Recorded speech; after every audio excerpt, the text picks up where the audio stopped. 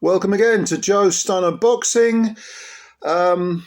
Jack Catterall versus Josh Taylor, the rematch. Now, when this was first announced, I thought, okay, no problem, I'll watch it. But there was a sort of feeling, I think, amongst a lot of people that, the ship had sailed and that this was sort of yesterday's news and it was coming a little bit too late. Well, I could sort of see where people were coming from, but having seen the kickoff, in more ways than one, the kickoff press conference today, I'm warming to the idea of this rematch. I really am, because the press conference was as sort of feisty as you might have expected it to be.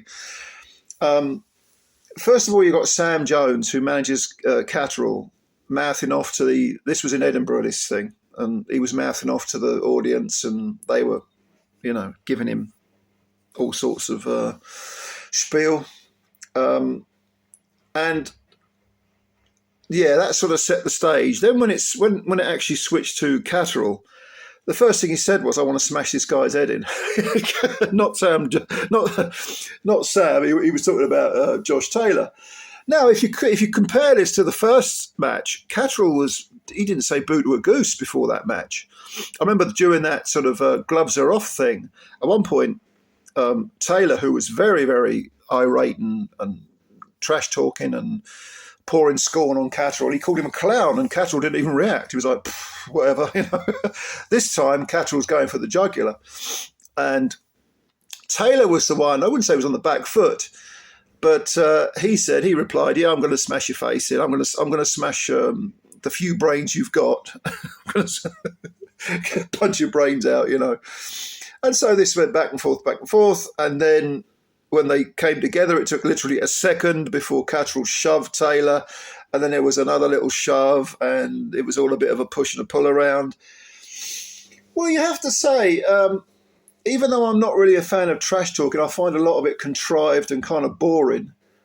Yeah, this seemed genuine. It certainly seemed genuine from Catterall. Because, put it this way, that first fight where Catterall effectively got robbed, I mean, to me, I very rarely use the word robbery, but that was a flat-out robbery. There was no way on God's green earth Taylor won that fight. Whichever way you slice and dice it, whichever criteria you use, if you use any set criteria consistently throughout a fight, which you have to do, you have to be consistent if you're scoring a fight. You can pick the criteria, but you've got to be consistent with it. There was just no way that Taylor won that fight. But all four belts are on the line. No, none of them are on the line.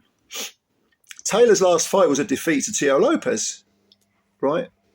Catterall, since the last fight, has had a couple of points decisions, one over an ancient Linares, which didn't really count for much, but at least he's been winning. At least he's won two fights. The only fight that Taylor's had, he's lost, conclusively lost.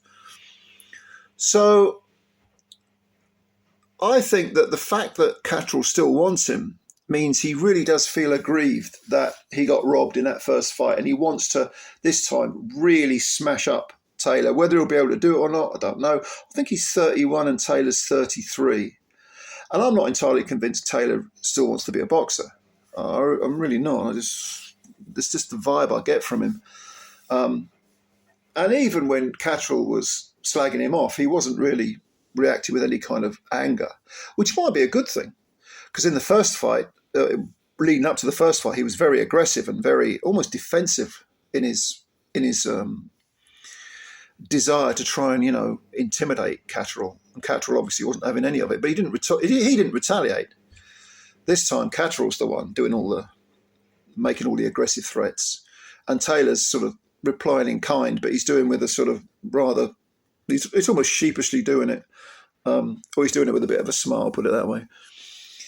But yeah, anyway, I mean, this is kind of warming up to me. Originally, I thought, okay, I'll watch it. It's a decent enough fight, but now I'm thinking, yeah, there's a bit of genuine spite here, which could translate into a very, very good fight.